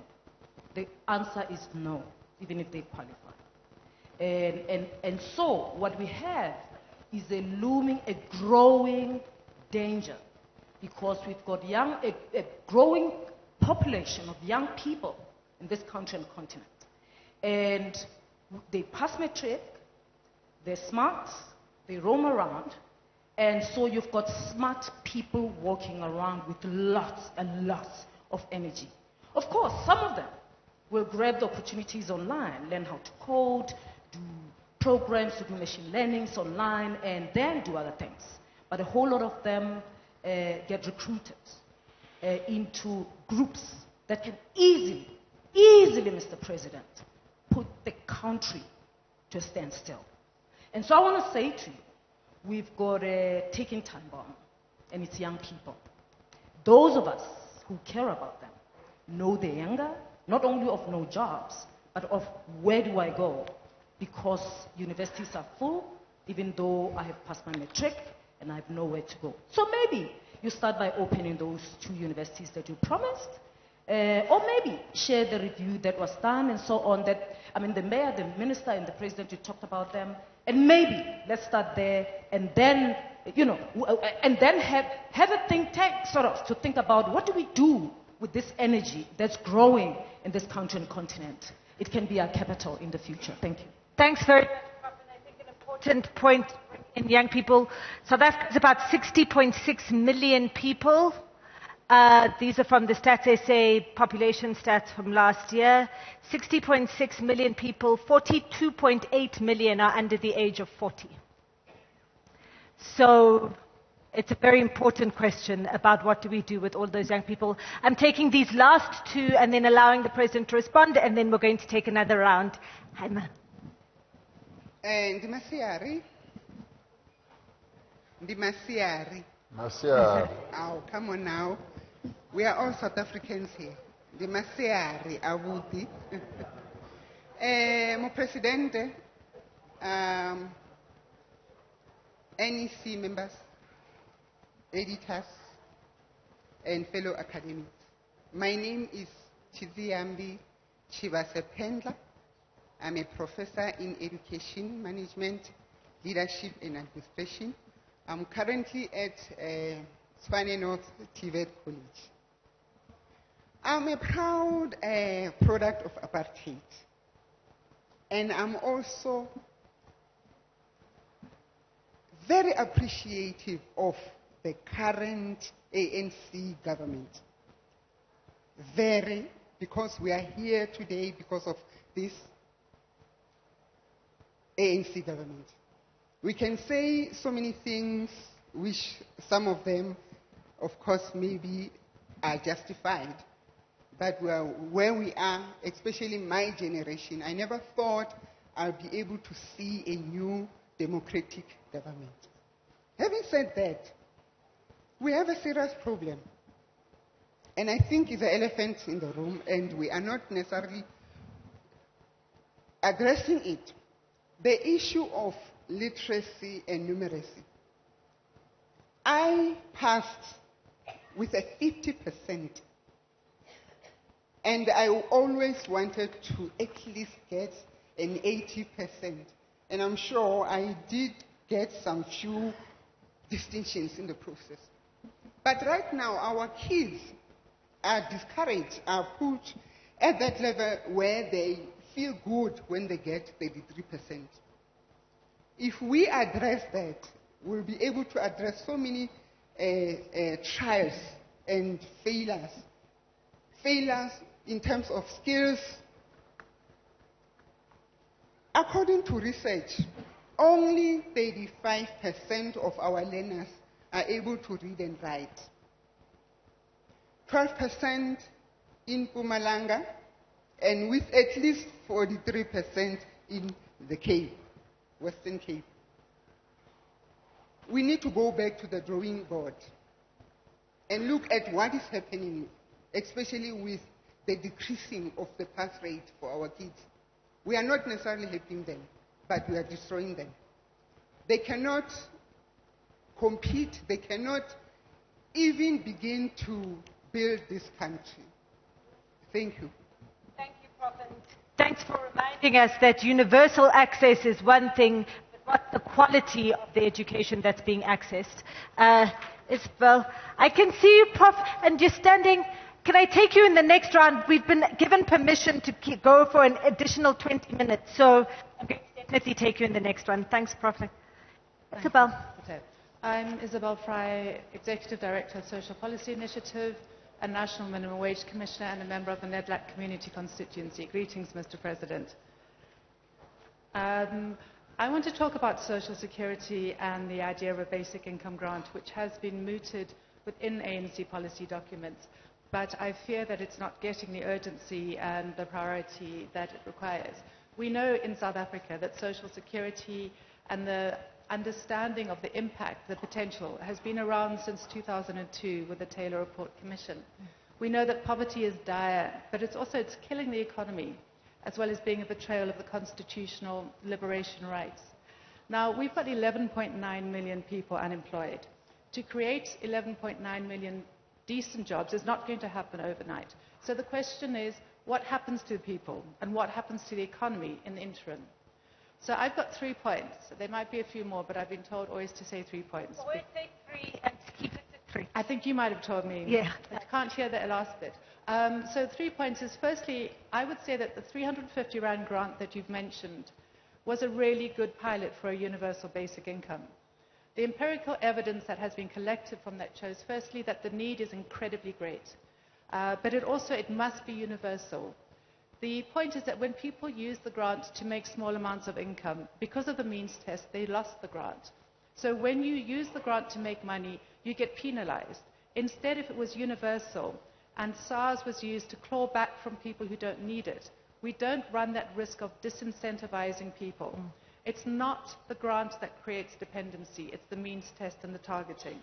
I think that's a really critical point, which DSD and other researchers with DSD have shown through.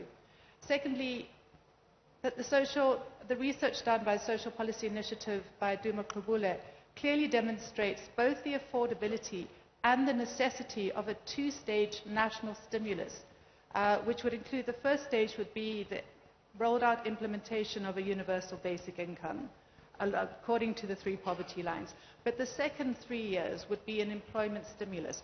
Many people who advocate for a basic income grant try to do it by stealth. They say it's not going to cost much, it doesn't make it, we can afford it. The point is it is going to cost, but it is affordable. And almost half of it starts paying for itself in years 2 and 3, and it creates a number of jobs and starts stimulating the economy, which is not happening in any other way. So in terms of the broader context, the macroeconomic framework needs to change. We need to target growth and unemployment, not debt and inflation. Currently, our factories have such underutilized capacity that to cite inflation as an obstacle is actually a mischievous excuse to a large extent. And then thirdly, the amount of the grant. The 350 Rand grant is too small. It manages poverty. It doesn't seek to eliminate poverty. And it certainly doesn't create the stimulus that we need to rescue the economy. So that was point 1. So why is there no political will to change the reality? We know that the grant was reintroduced after the July 2021 riots, We also know that Minister of Social Development's Green Paper, which was introduced in October 2021 with a National Social Security Fund and Universal Basic Income, was withdrawn 9 days after protest by pension fund managers. So it seems that that pressure is the only way to do short-term policy patching. And I would, in conclusion, say that like potholes, you can't do social security policy patching in a piecemeal fashion. So even if the Constitution and the morality of ending poverty doesn't compel us to adopt the lifeline of universal basic income, the fact that it is the only hope for a scaled economic recovery should. So we would like to see the ANC grasp as a serious commitment a decent universal basic income, and not say that it's subject to the affordability, because the country cannot afford not to have a decent UBI. Thank you. Thanks very much, Isabel. We're going to allow the President some time to respond, and then I'm going to start with you, Prof, at the back after.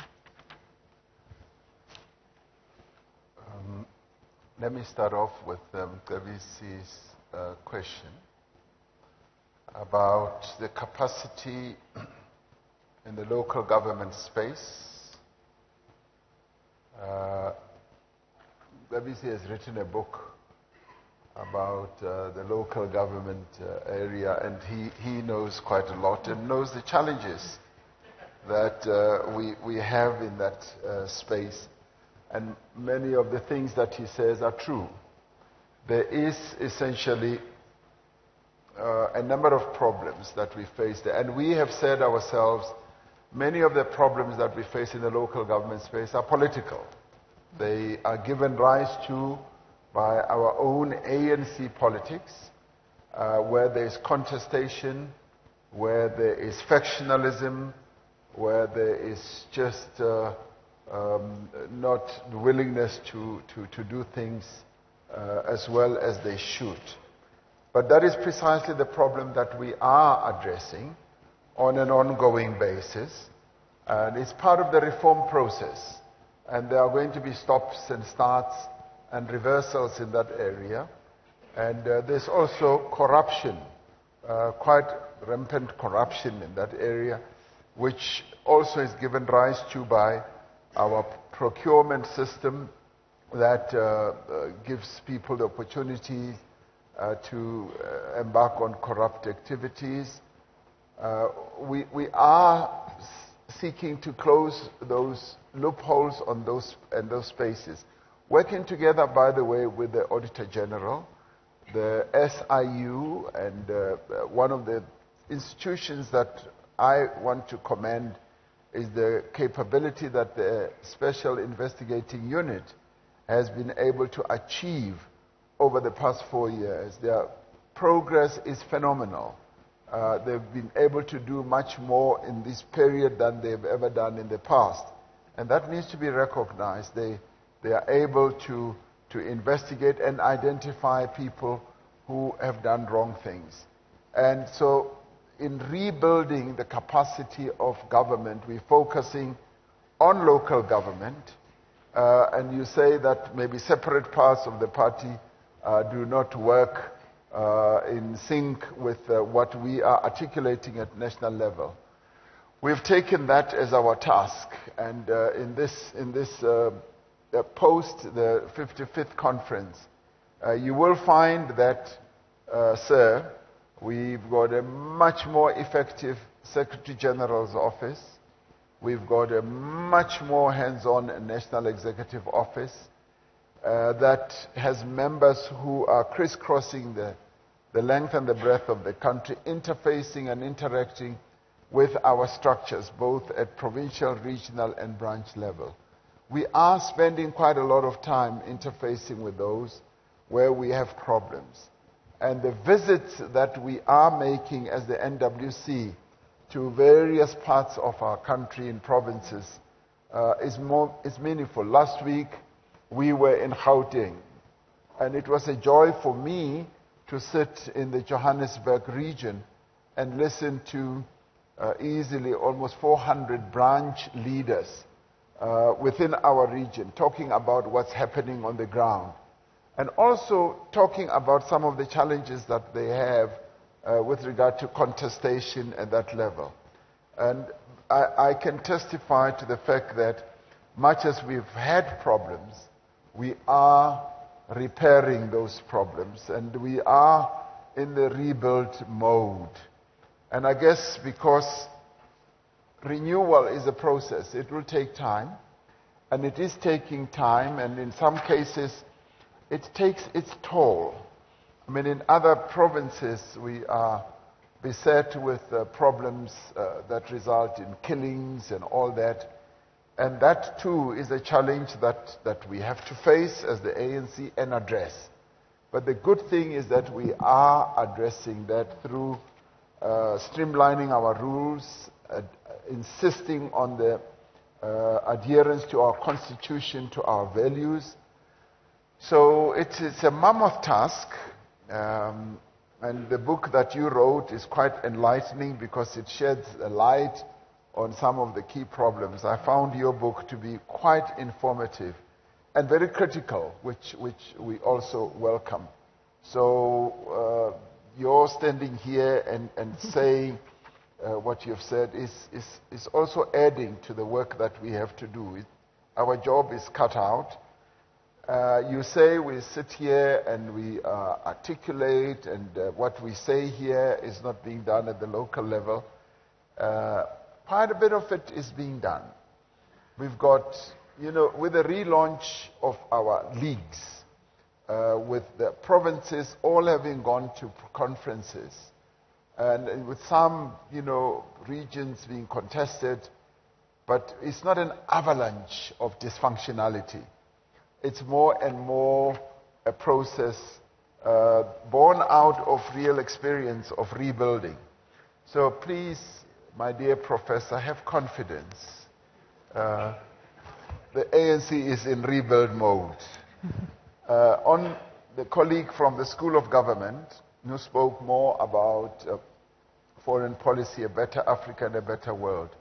We are obviously disturbed and really concerned about the number of coups that have happened within the last 2 years, with one having happened just recently after an election.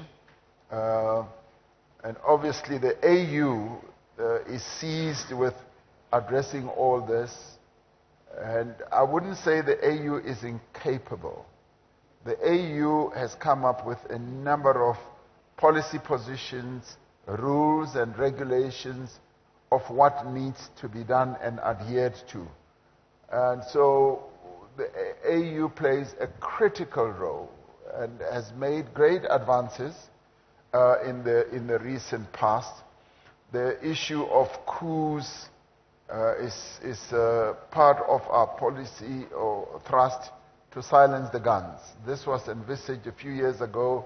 We did think that when we held the summit here in Johannesburg, we would have silenced the guns. That has not happened. So we still have a big job ahead of us to silence those guns and to make sure that those coups do not take place. And we are also having to reflect on what gives rise to these coups, because as you look at a number of countries, there are a number of underlying factors that are driving the incidence of these coups. So that has to be looked at very closely. The issue of democratic elections. Elections are quite messy most of the time. There is no real perfect election. I can tell you that. This is the contestation amongst candidates, amongst parties, and it often results in disputes, in doubts, and certain practices not having been fully adhered to. And it happens all over the world. I mean, even in what one can say is the so-called big democracy, not as big as India, of course, America. I mean, just look at what happened in the last election in America. Those who claim that, they are the best democracy in the world. It also happens to them. Mm-hmm. So let's not really harshly judge the outcome of elections on our continent. I think the participants or the countries that go through these elections often say they listen very carefully to election observers, and they pick up a lot of lessons and a lot of experience and a lot of recommendations and advice.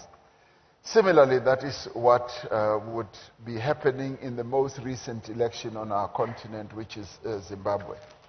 Professor Phakeng, you are absolutely right. We have a lot of capable people in our country, and sometimes we don't open our eyes fully in the capability of many of our people. And I think you're right in saying maybe they are applauded outside of our country than they are. And that's what also is said in the Bible, that prophets are often recognized outside of their countries rather than in their own countries.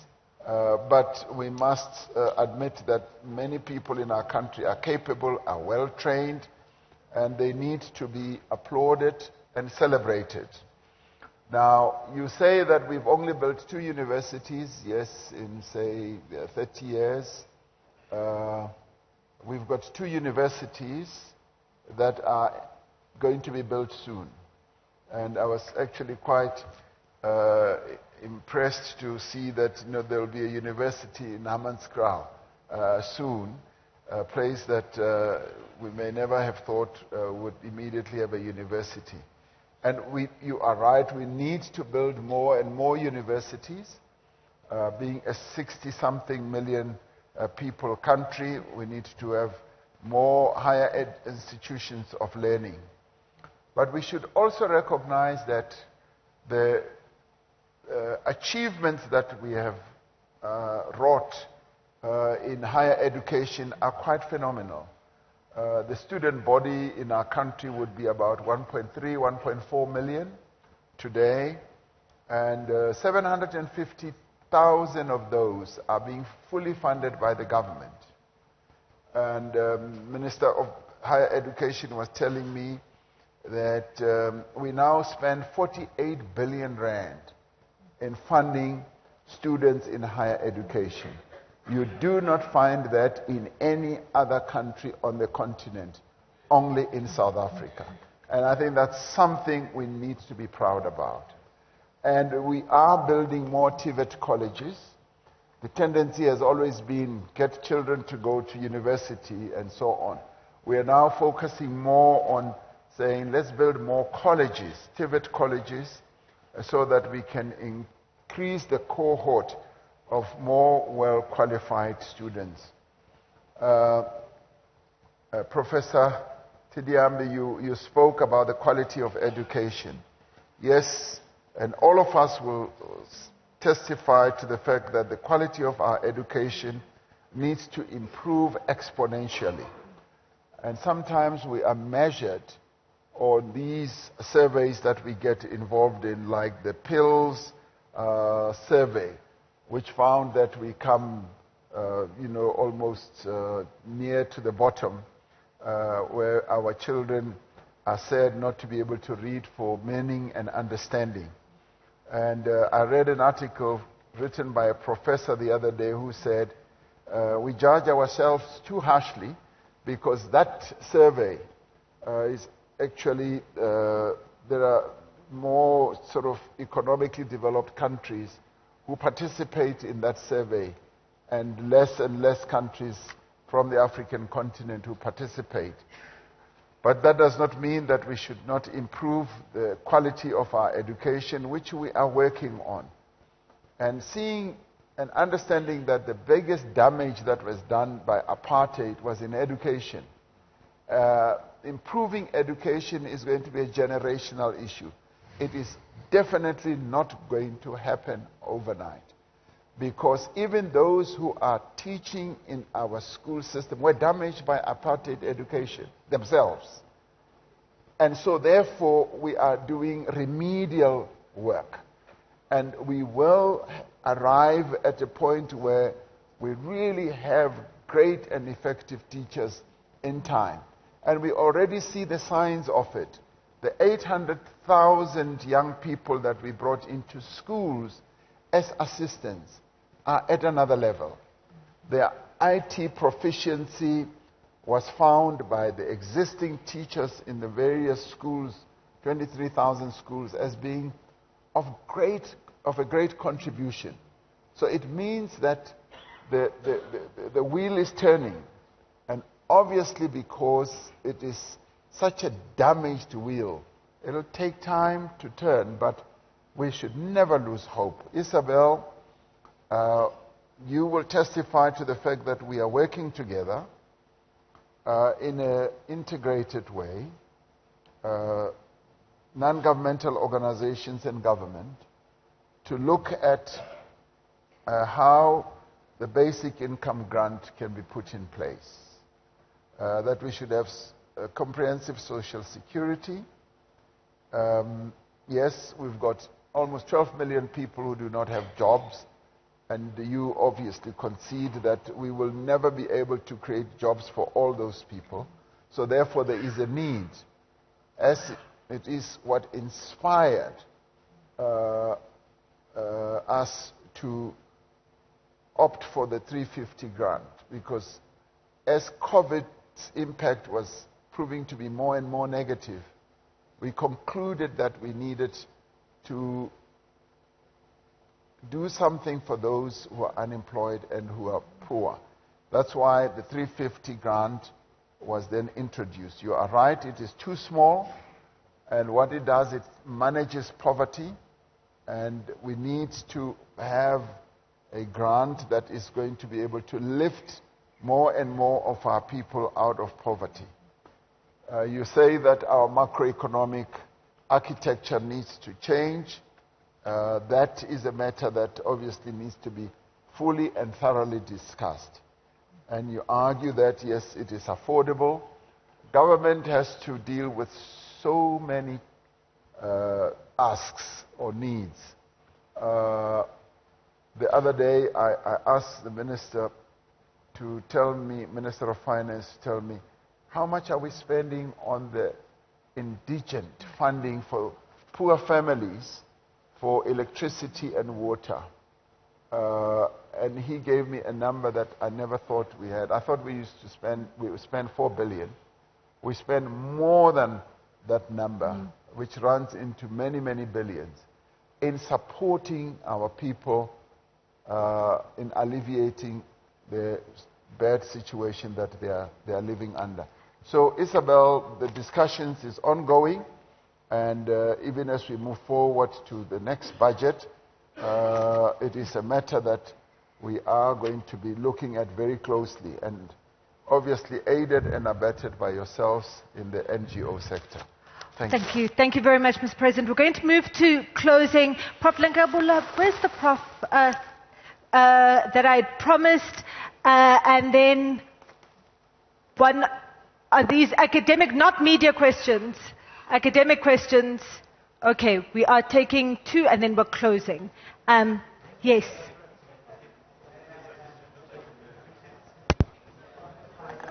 Oh, did they take the mic away? Sorry. Okay, there it is. It keeps moving, that one.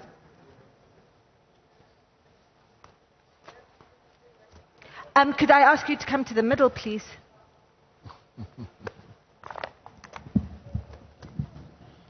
This thing is coming off. Okay. Oh, okay. Is it okay? Good afternoon, President and colleagues.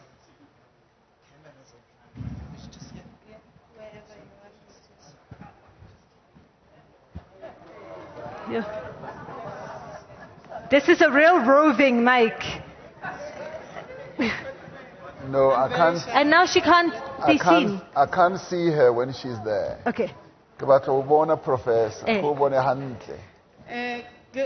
Good afternoon, President. I'm truly delighted to be given the opportunity. My name is Puleng Lenkabula. I'm from the University of South Africa, your alma mater, President. Yes.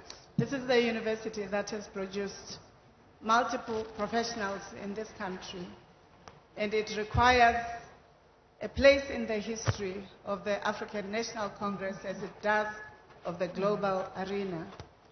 I believe at this point the questions that I want to raise are quite important. I feel our engagement today have focused mostly on the fault lines of what has not been accomplished, to the extent that it has forgotten the emancipatory project that the African National Congress or the country would have been pivotal in projecting and negotiating in a new democracy. And I think when we do that, we hollow out the imperative for historicizing the shifting of the democratic dispensation and the opportunities that would have been gained from that. And this is a deficiency that we Africans often project. We project the ugliness of our history and not necessarily the progressive and enabling. So our young and youth and young adults cannot use ideas, metaphors, systems, and processes that are constructive. Instead, they see Africa's knowledge systems, Africa's institutions, including the ANC, and Africa's ideation not progressive. And I would like to make an appeal that we must go back and look at what is it that we have accomplished for the country, the continent, and the world, and how then do we package it into the future. The second question that I wanted to state, the higher education system only caters for 1.2 million. 33 to 37% of those are at University of South Africa. The challenges of successes of universities, President, are the fact that we are not investing in the digitization systems that enable multiplicities of participation of students in the educational arena. And this is an area that we need to strengthen because it creates a challenge. Mamuketi, Professor Pakeng raised the issue of not optimizing the youthful dividend. I think this is true because we are creating a binary of TVET colleges and university systems instead of looking at an integrated approach. Finally, I feel we're not investing in the innovation cycle of our university system. This country invested in a car, EV car, way before the Asian countries, the European countries would have invested in it. Joule. It only needed 9 billion for commercialization to becoming a global competitive edge for our country. There are multiple examples that we can raise, but I just wanted to use the EV car because now that we're talking about new energy systems, sustainability and whatever, we forget that the Joule car that was developed by the university systems here was just allowed to be showcased in Geneva and elsewhere and not invested into becoming an economically competitive resource from our country into the global arena. We need to do that. Marine sciences, aeronautics, biotechnologies, these are important competitive matters that we need to be protecting because the natural resources of the country, the biotic resources of the country, the planetary resources of the country cannot be optimized for economic benefit if these investments are not made. And I'd like for us to rethink. It is one thing to talk about how many students we support to access higher education, President. It's another for them to ensuring that their talents are optimized for transforming our country. And that's an appeal I'd like to make to you and the ANC. And I'm hoping that those investments will be looked into strongly. We're not going to buy curtains with them, President. Thank you very much, Prof. David. What did she say? We're not going to buy curtains with the money that. Oh, eat you.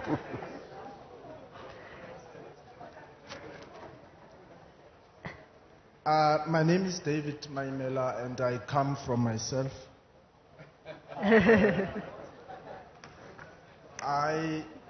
It was not a caucus between me and her, but we just happened to raise our hands at the end. Just want to put that up front. I think there are one or two affirmative or affirmations that I want to make for the government of the day and the ANC in particular.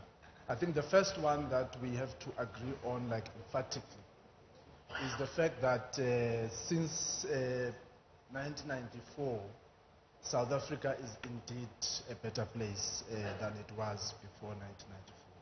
I think we need to say that.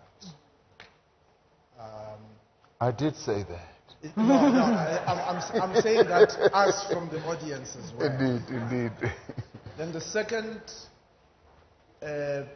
affirmation that I think we need to make is that, in my view, I think millions of Africans and black Africans see the ANC as the only thing that they truly own. And I think this is very important from a historical and an identity point of view. So I think that type of understanding requires that the ANC probably looks at what I refer to as the basics. The basics for me would be for the ANC to consider, to ask itself the question, from the beginning when the political movement started, it sought to resolve what was then called the South African problem. David, is this a lecture? No, it's not. It's not. I'm going to be brief, actually. It was formed to resolve the South African problem. And Africans had to unite and form a movement in order for it to deal with the South African problem. And vice versa, the fact that the ANC was formed to deal with it. Today, I don't seem to hear President, because the entire session was too practical for my liking. I don't seem to hear us asking the basic and fundamental question. 30 years on, what is the basic South African problem? And how can we resolve it? But I think this is what should define the philosophy, the ideology, the strategy, the policy, and the actions of the African National Congress. So I'm saying that this is a homework, I think, for all of us. Quickly coming to the practical side of things, I think it was Professor Mkandawire, the late, who said that the state in Africa, because of the legacy of colonialism, is always constrained and limited to deal with the provision, the management and the provision of basic services, and does not deal with the fundamental question on how to deal with the transformation of the economy. Because if you deal with the transformation of the economy, you are going to unleash the catalytic forces that will actually deal with the social and the basic problems. That's what many people actually want. Whether you look at Europe or America, basically that's or whether you look at Asia, that becomes that. So for me, if you were to prioritize, Mr. President, it's the economy, it's infrastructure, education and health. Thank you, but you must define what the South African problem is. Thank you. Thank you very much. Bring us back to the big ideas. It's important. Last comment, and then we're closing. Okay. Thank you very much, and good afternoon, Mr. President and colleagues. My name is Professor Sylvester Mpandeli. I work at Water Research Commission. 3 suggestions. One, you spoke about those 7 pillars of ANC manifestos. Is those 7 pillars are not talking to each other, we'll continue having problems because we'll be taking a linear approach. We need to harmonize them, create trade-offs and so on. That's my first comment. Second comment or suggestion, Mr. President, you spoke about the government feeding scheme. And I can bet we've got various knowledge generations in this country like Water Research Commission, ARC and so on. if you can encourage government departments, especially departments of basic education, to adopt this principle to say one school, one garden. One school, one garden. Which means that that principle is going to complement the government feeding scheme. This is very, very important in order not to constrain the fiscal system. And this is something that is being done in Europe, South America, and so on.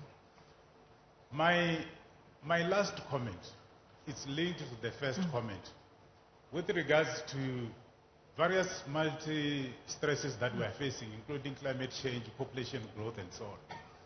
We need to drive our activities in an integrated or in an exhaust way. For example, agriculture, energy, biodiversity. All these sectors need to talk to one another. And we have got technologies that can address socio-economic challenges that we are facing in the country, including technologies that have been developed within the water and agriculture sectors. Those are my 3 suggestions or comments, Mr. President. Thank you very much. Thank you very much. Always good to end on a scientific note, ending with the scientist. Mr. President, your responses. Thank you very much.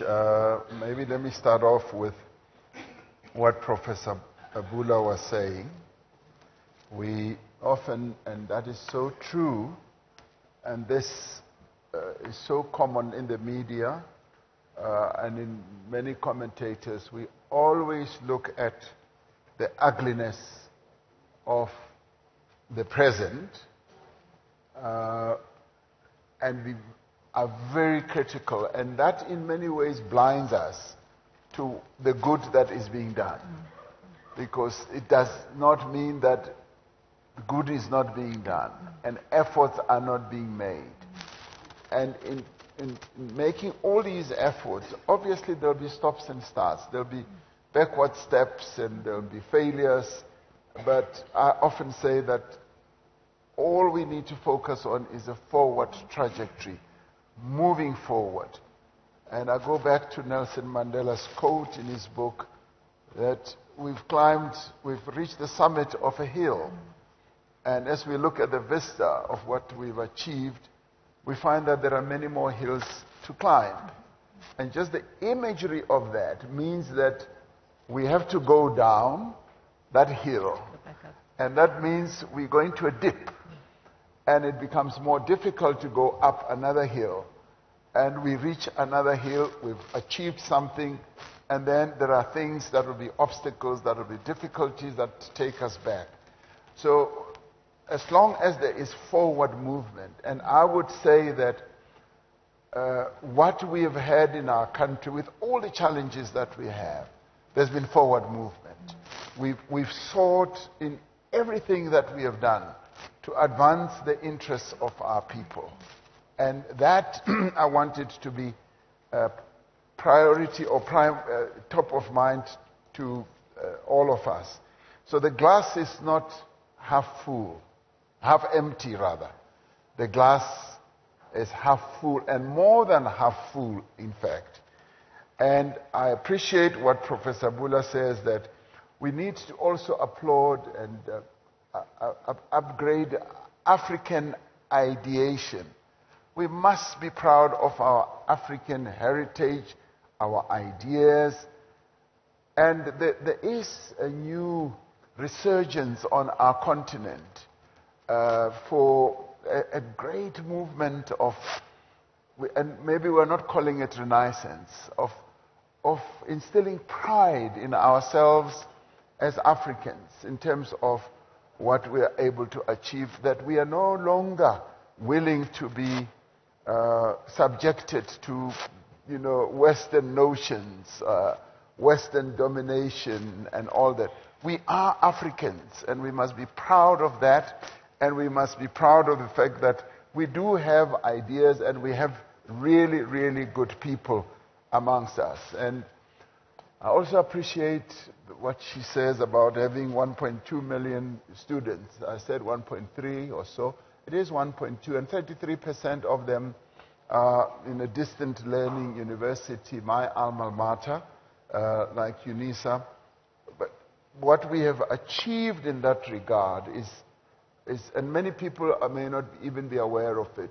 Universities such as University of Johannesburg, which used to be called Rand Afrikaans University, Pretoria University, Wits, UCT, Rhodes, the majority of students